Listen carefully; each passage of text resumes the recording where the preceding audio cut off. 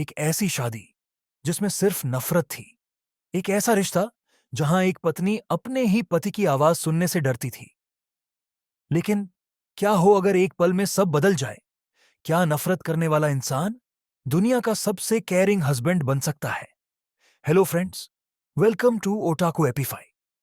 आज हम शुरू कर रहे हैं एक दिल को छू लेने वाली manhua series, my resentful husband lost his memories.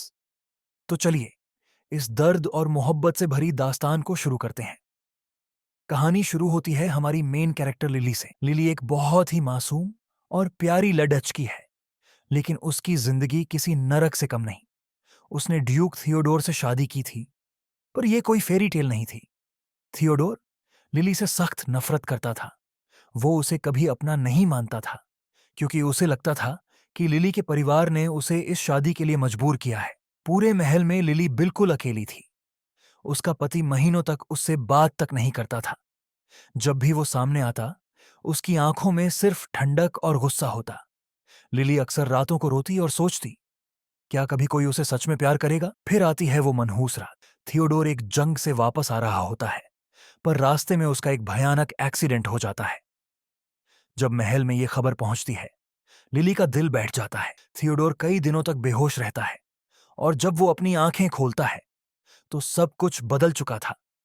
Lily डरते डरते उसके कमरे में जाती है, ये सोचकर कि थियोडोर हमेशा की तरह उसे चिल्लाकर भगा देगा।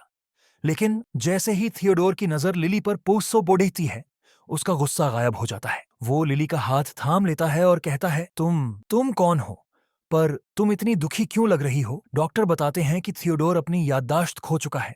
उसे कुछ याद नहीं, ना उसका ओहदा, ना उसकी पुरानी दुश्मनी, और ना ही वो नफरत जो वो लिली से करता था। अब थियोडोर लिली को एक पल के लिए भी अकेला नहीं छोड़ता। वो उसके लिए अपने हाथों से खाना लाता है, उसकी हर छोटी बात का ख्याल रखता है।